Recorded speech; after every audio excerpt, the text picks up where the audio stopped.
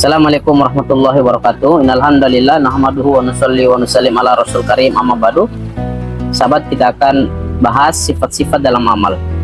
Sifat-sifat dalam amal terdiri dari 6. Maka pada kesempatan kali ini kita akan bahas sifat pertama dalam amal, yaitu harap dan takut. Salah satu ciri amal yang disukai Allah SWT adalah amal yang mempunyai sifat harap dan takut. Menurut ulama, iman itu ada di antara harap dan takut. Pernah ada sebuah kisah seorang anak muda yang sedang menghadapi sakaratul maut bertanya pada Rasulullah SAW. Dia bertanya, "Ya Rasulullah, aku berharap Allah Subhanahu wa Ta'ala mau mengampuni dosa-dosaku, tetapi aku takut dosaku terlampau banyak."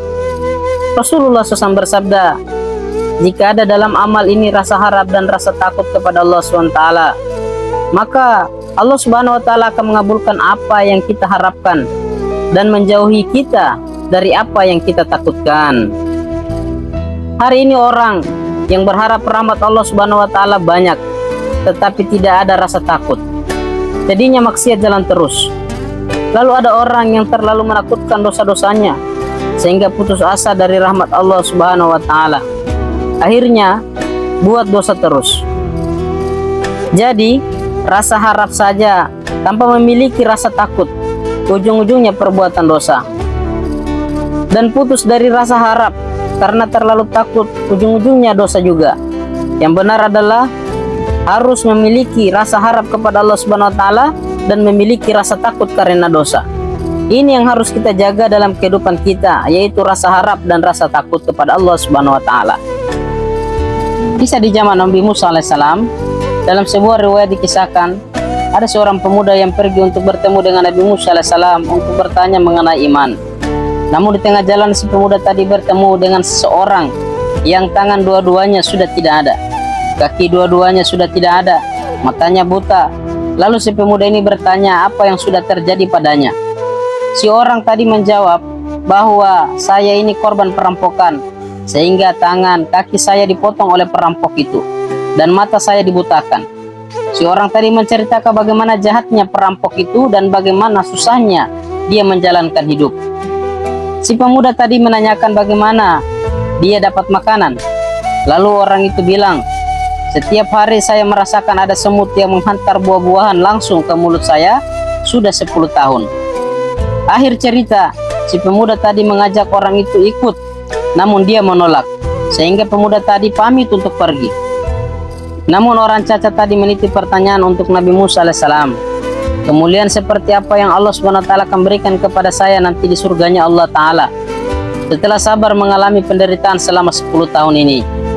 Sampai di tengah perjalanan, si pemuda tersebut dihadang oleh seorang perampok yang ternyata adalah perampok yang merampok si orang yang cacat tadi.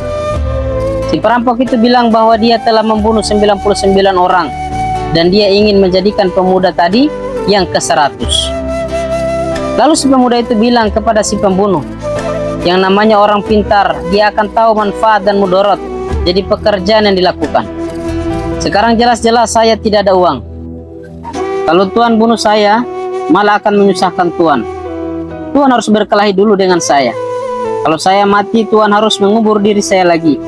Tuhan harus mencium bau mayat saya lagi. Jadi yang ada hanya mudarat untuk Tuhan dan tidak ada manfaatnya." Si perampok tadi akhirnya mengurungkan niatnya untuk membunuh pemuda tadi. Lalu dia bertanya kemana tujuan si pemuda itu pergi. Setelah menjelaskan maksud dan tujuannya, akhirnya si perampok meminta pemuda untuk menanyakan kepada Nabi Musa alaihissalam, "Saya sudah membunuh 99 orang dan saya ingin bertobat kepada Allah Subhanahu wa Ta'ala. Apakah Allah Subhanahu wa Ta'ala akan menerima tobat saya?" Maka pergilah si pemuda tadi menghadap Nabi Musa alaihissalam. Setelah bertemu dengan Nabi Musa alaihissalam, maka dia ajukan 3 pertanyaan. Pertanyaan pertama tentang iman. Mengapa Allah Subhanahu wa Ta'ala tidak menampakkan dirinya langsung agar kita bisa langsung mengimaninya? Pertanyaan kedua tentang si cacat. Kemuliaan apa yang akan Allah berikan kepada saya yang telah bersabar menghadapi penderitaan selama 10 tahun ini?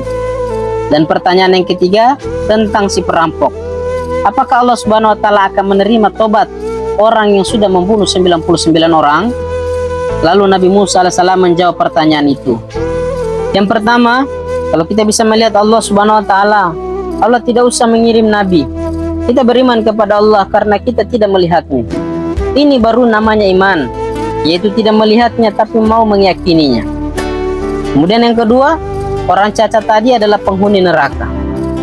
Yang ketiga, Allah Subhanahu wa taala mengampunkan dosa perampok tadi dan Allah Subhanahu wa taala akan masukkannya ke dalam surga.